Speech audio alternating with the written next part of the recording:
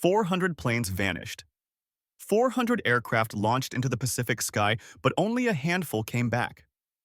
What happened on June 19, 1944 wasn't just a battle. It was a massacre, a fight so one-sided it would rewrite the rules of air combat forever. Most people know about Pearl Harbor, but almost no one knows about the day America destroyed Japan's air force in hours. You're about to find out the Pacific sky was still dark. A faint line of orange light stretched across the horizon. And beneath it, Task Force 58 got ready for war. Engines rumbled like caged beasts. Men moved across the steel decks. Shadows in the pre-dawn haze. Every breath smelled of fuel oil and salt water. On that morning, June 19, 1944, history was about to change. Lieutenant Commander David Harrington strapped into a plane unlike any he had flown before, the F-6F Hellcat. A fighter born from lessons written in blood was built to crush the myth of Japanese air superiority. He ran his hand along the armored frame. 6.50 caliber machine guns sat in its wings. A 2,000 horsepower Pratt & Whitney engine growled to life. Harrington knew this was no ordinary plane. This was America's answer to the Zero, and it was hungry for victory. Beyond the carriers, the sea stretched endless and calm, but the stillness was a lie. Intelligence had warned them the Japanese would come in force. Hundreds of aircraft, maybe the biggest strike of the Pacific War, were gathering somewhere past that horizon. They thought they could destroy the American fleet, but they had no idea that in just a few hours the balance of air power would change forever. The once feared Zero terror of Pearl Harbor, Wake Island, and the Coral Sea was about to face its reckoning. In the skies above the Marianas, the Hellcat would make its legend. That day wouldn't just be remembered as a battle, it would be remembered as the moment Japan's wings were torn from the sky. Only 3 years earlier, the story had been very different. In December 1941, Japanese planes had ripped through the skies of Pearl Harbor. The Zero, sleek, fast, and almost impossible to catch, seemed untouchable. It could outturn every American plane it climbed. Faster, struck harder, and terrified anyone who faced it. American pilots called it a phantom, a machine that broke all the rules of air combat at Wake Island in the Philippines, over the Coral Sea. The Zero carved its legend in fire for young pilots like David Harrington. Those first years were brutal. He remembered his first tour flying the stubby, underpowered Wildcat. It could fight, but only barely, against the deadly Zero. Every maneuver felt like suicide. You couldn't climb with it. You couldn't turn with it. The only chance was to die of fire and pray. You escaped. But American losses grew. Not just machines, but men, pilots. With only weeks of combat experience, were thrown into the sky, and the Zero devoured them. The lesson was clear. If America wanted to survive in the Pacific, it needed more than courage. It needed a weapon. By mid-1942, engineers at Grumman Aircraft had begun drawing a new answer. They listened to combat reports from pilots who had fought and barely survived the Zero. Every weakness was written down. Every strength was studied. The design plan was simple. Forget turning the Zero. Forget lightweight frames. The new fighter would not dance, it would fight. Thus, the Hellcat was born, a machine built like a flying fortress with an armored cockpit, self-sealing fuel tanks, and 6 heavy machine guns. It was not delicate, it was not subtle, it was survival on wings. By late 1943, the first Hellcats reached the fleet. Pilots like Harrington knew right away. This was different. The Wildcat had felt like a compromise. The Hellcat felt like destiny. It climbed with power. It dove like a hawk. It could take punishment and keep flying when a Zero would already be a fireball. And most importantly, it was easy to fly. Even a fresh graduate from flight school could handle it. But machines alone don't win wars. Behind every Hellcat was something greater. The relentless engine of American industry, while Japan struggled to replace even a few dozen planes. Each month, U.S. factories were building thousands every month, while Japanese flight schools cut training hours down to scraps. American cadets graduated with over 300 hours in the cockpit. The math was merciless. And so by 1944, the balance had shifted. For the first time, the Zero was no longer the hunter. It was the hunted. The stage was set in the Marianas, tiny islands scattered in the Pacific, but priceless in strategic value. Whoever controlled them would hold the key to striking Japan itself. Admiral Raymond Spruance and Admiral Mark Mitcher gathered the full power of Task Force 5815 carriers, hundreds of ships, nearly 1,000 aircraft, most of them Hellcats on the other side.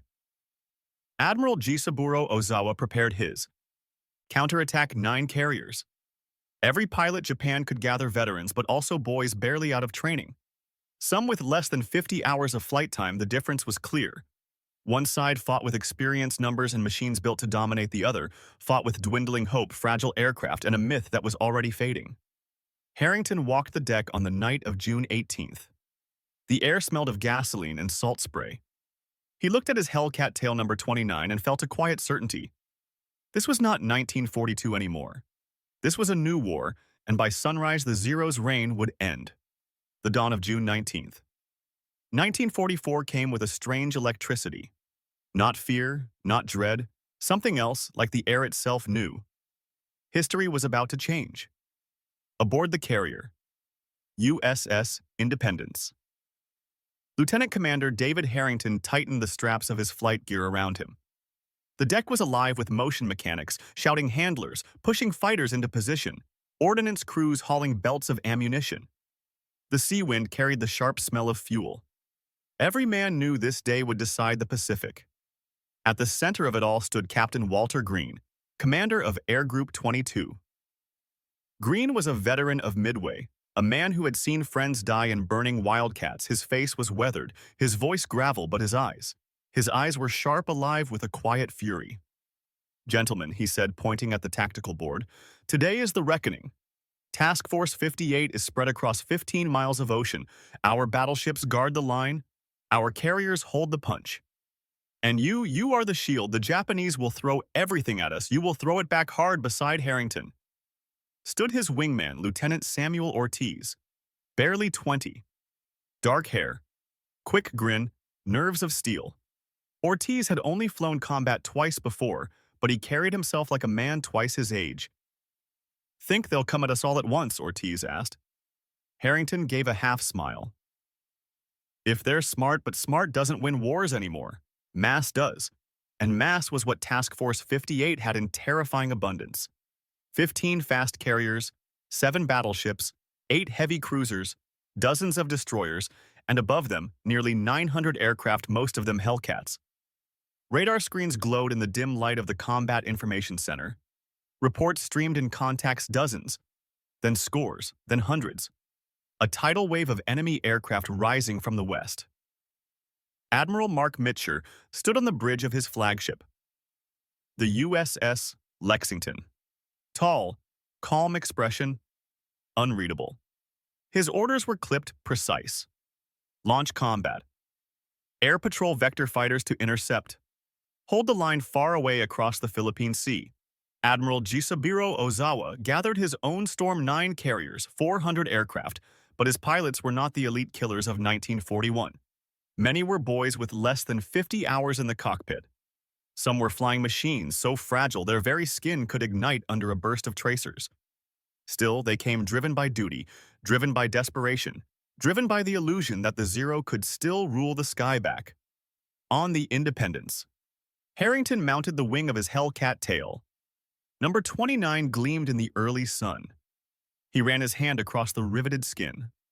This fighter had already saved his life twice. Unlike the Zero, it could take hits and keep flying. Unlike the Zero, it was built not just to kill, but to survive. The deck beneath him trembled as engines roared to life. The first squadron thundered down the catapult claws of steel, leaping into the Pacific sky.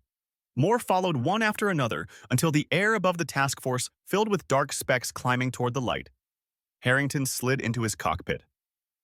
Canopy locking shut, the world outside dimmed. Inside the cockpit, there was only the hum of instruments and the steady growl of the engine. His squadron commander, Commander Frank Dalton, spoke over the radio. Dalton was a veteran of Guadalcanal, scarred but unshaken. His voice carried the calm weight of a man who had cheated death more than once. "Listen up. Intelligence confirms enemy strength over 400 aircraft, 4 waves, fighters, dive bombers, torpedo planes. They're coming heavy. Remember your training, boom and zoom. Use your altitude, never turn with a Zero, hit hard. Climb away live to strike again, static crackled. Then silence, every pilot felt it. The shift the moment before battle, when the world seemed to hold its breath, Ortiz's voice cut through. Hey, Skipper, let's bag some meatballs today. His laugh was sharp, fearless. Harrington's reply was steady. Stay on my wing. We'll send them back to the sea beyond the horizon. The enemy was already in the air. Zeros, Vals, Kates. Even the new Judy dive bombers, they rose in great dark swarms, their red insignia glinting like blood against the morning sky.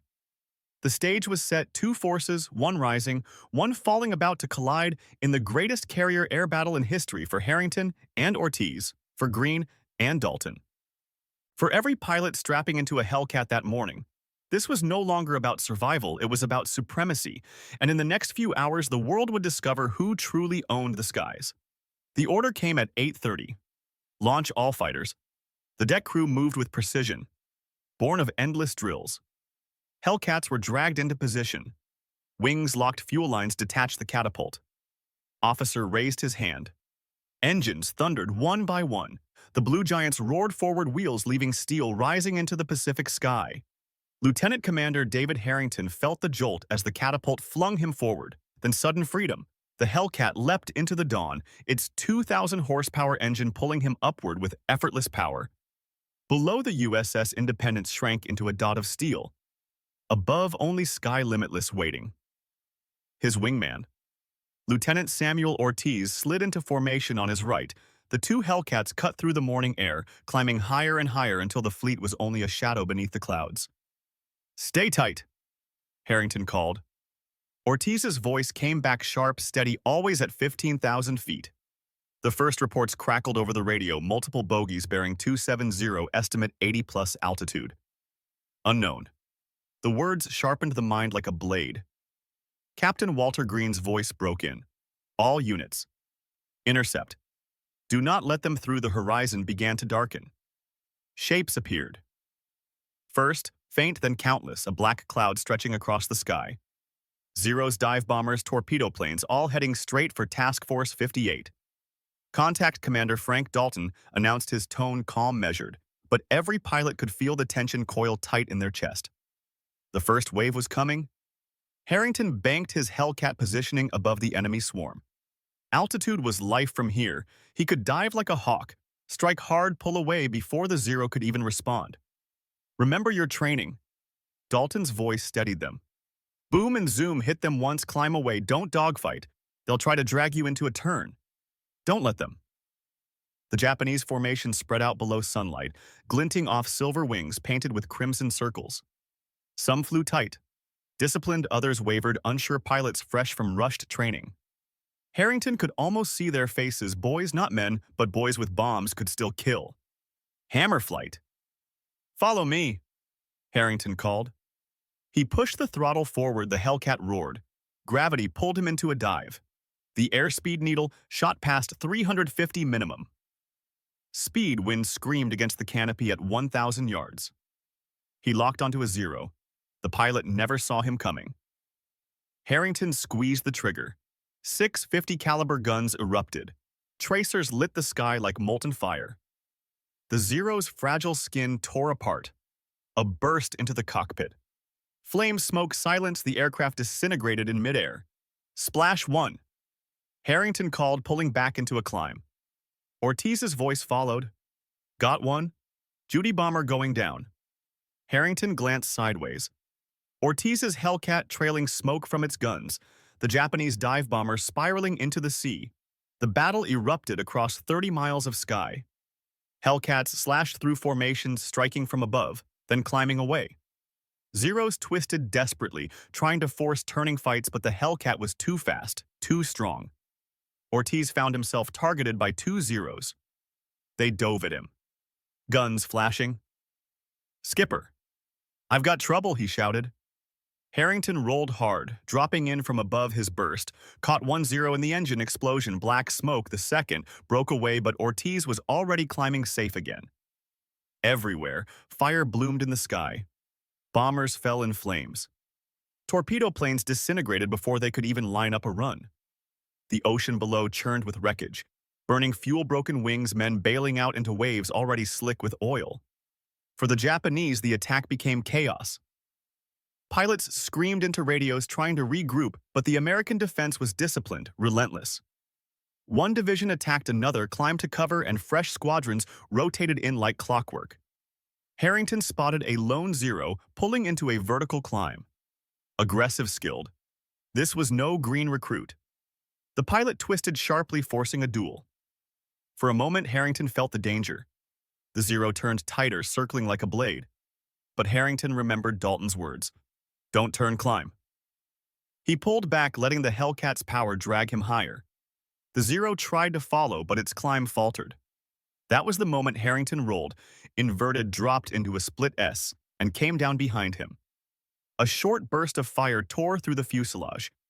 The Zero became a falling comet, vanishing into the sea. Splash, another. Harrington breathed. By 10:30.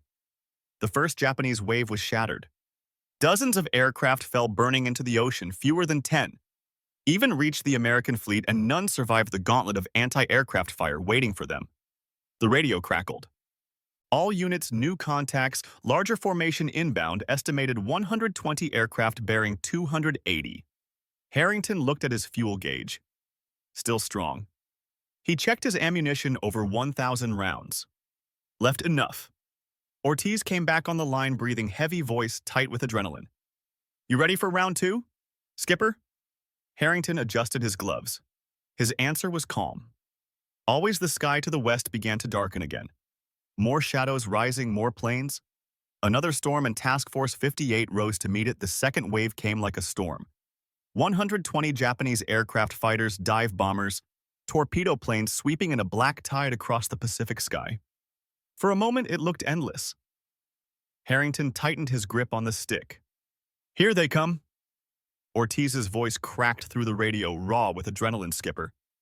That's a whole damn Air Force, Harrington answered with steel. Then let's bury it. The Hellcats dove again. 36 blue fighters slicing through the morning sun. Guns flashing, tracers ripping the air. The Japanese formation buckled on contact. Green pilots broke formation. Panicking veterans tried to hold discipline, tried to form a shield, but the Hellcats smashed through like thunderbolts. Harrington lined up a Val dive bomber. Its bombs slung beneath the fuselage. One burst, flames engulfed it. The bomb detonated midair, scattering fire across the sky. Splash 1. Val, Harrington called. Ortiz's voice shouted over the static. Got another Judy. She's down. But danger was everywhere. Zeros swarmed in from above, trying to pin the Hellcats, and turning fights. One latched onto Harrington's tail gunfire, stitched across his wing. The Hellcat shuddered. He rolled hard left. Dove straight down the Zero. Followed too close, too eager at 5,000 feet. Harrington snapped into a climbing turn. The Hellcat's powerful engine dragging him upward. The Zero tried to match him and stalled. Harrington reversed, came down like a hammer, guns blazing. The Zero erupted in fire. Splash, another. He muttered. Sweat poured down his face all across the sky. The same story played out. Hellcats using altitude, speed, and firepower to shred the enemy. Zeros twisted, turned, clawed for advantage, but they could not win, not anymore. Captain Walter Green's squadron intercepted the torpedo bombers, the Nakajima B-5Ns. The same planes that had gutted Pearl Harbor were crawling toward the fleet at barely 200 miles per hour against Hellcats. It was Slaughter. Green himself destroyed 2 in a single pass. Others followed until the ocean was dotted with wreckage. Still, the Japanese pressed on, wave after wave. By noon, the third assault was spotted. Another 80 planes. Good God, Ortiz whispered. Harrington steadied him. They're throwing everything. This is it, their last strength. The Hellcats rose again. Fresh squadrons launched as others landed to refuel. The rotation was seamless, endless. Where one flight ended, another began. The third wave was even younger pilots, barely out of school. Some so green they could barely hold formation, and yet they came. Harrington dove on a Judy bomber, ripped its engine apart. The pilot bailed, parachute opening, drifting helplessly into the sea below. Ortiz destroyed a Zero with a single clean burst. The radio was alive with voices. Splash 1, got another. Val, they're falling like flies. The sky itself seemed on fire. Smoke trails crisscrossed the heavens. Aircraft spiraled into the sea, exploding into walls of flame. The Pacific became a graveyard of burning wings.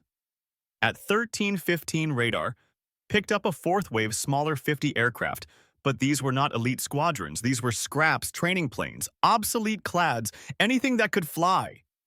Dalton's voice cut across the channel. Gentlemen, finish it. The fourth wave barely reached the Americans. Hellcats tore them apart with ruthless efficiency.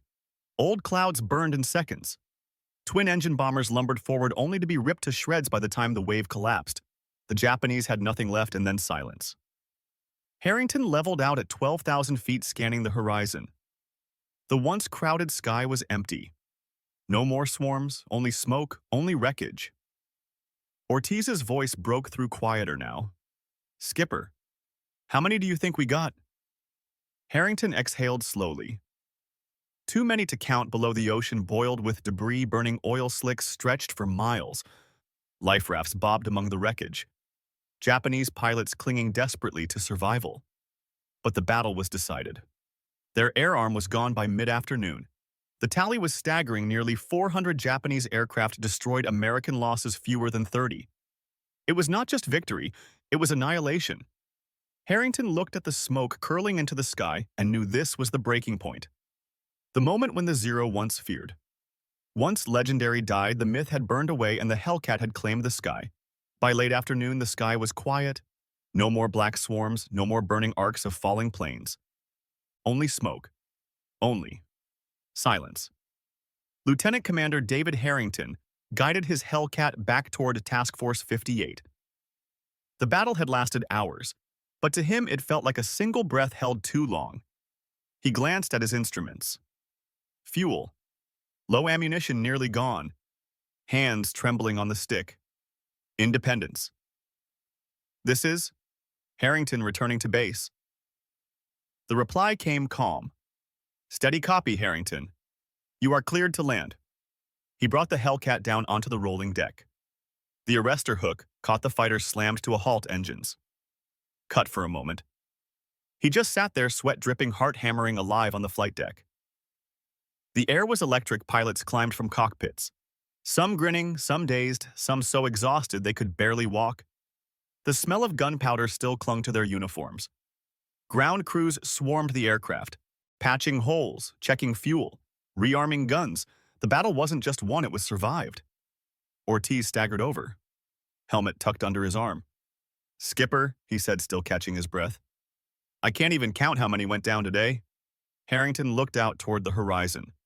Oil slicks glimmered where aircraft had vanished.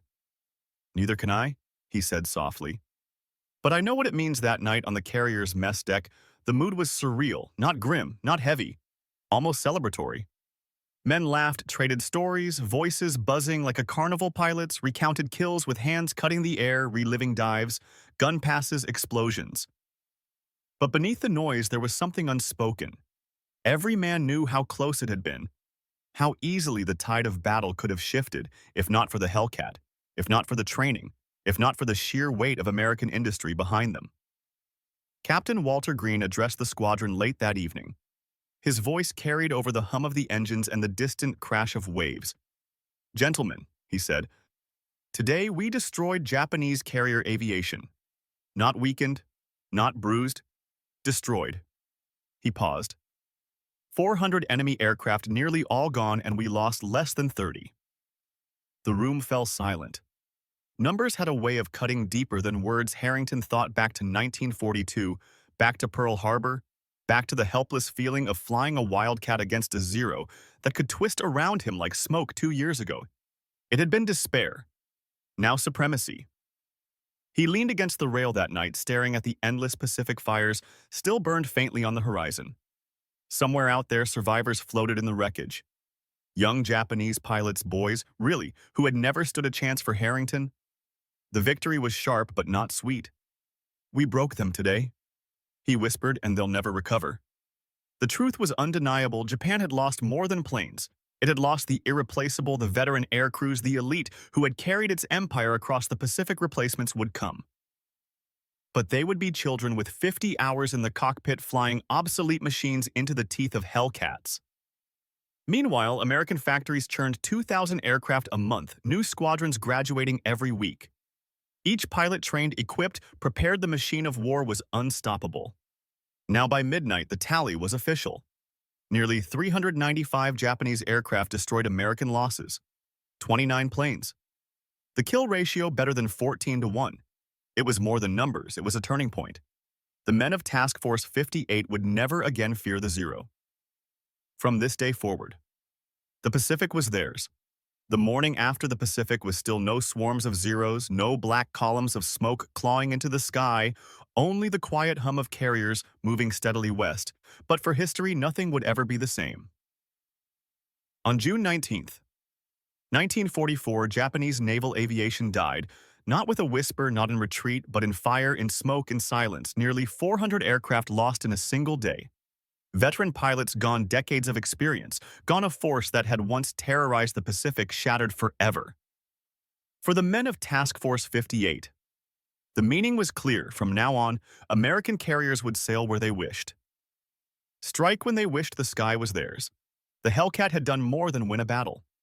It had ended an era, fast, heavily armed, forgiving in the hands of a rookie, deadly in the hands of a veteran. By war's end, it would account for more than 5,000 enemy aircraft destroyed. Its kill ratio, 19 to 1, remains one of the greatest in aviation history. But numbers tell only part of the story. The real legacy was in what the Hellcat represented. It was not a miracle plane, it was not untouchable. What it was proof. Proof that industrial might, training, and adaptation could overcome myth. Proof that lessons written in blood at Pearl Harbor and Coral Sea had not been wasted. Proof that America had found its rhythm of war, while Japan clung to a shrinking cadre of elite pilots. America built thousands, while Japan produced a few hundred planes a month. America produced thousands. The balance was not just tilted, it was crushed. Lieutenant Commander David Harrington never forgot that day. Not the roar of the engine, not the flash of tracers, not the sight of young Japanese pilots falling into the sea. He remembered standing on the deck that evening, watching the sunset paint the Pacific in blood-red light. The Hellcats lined up along the carrier wings, folded like silent guardians.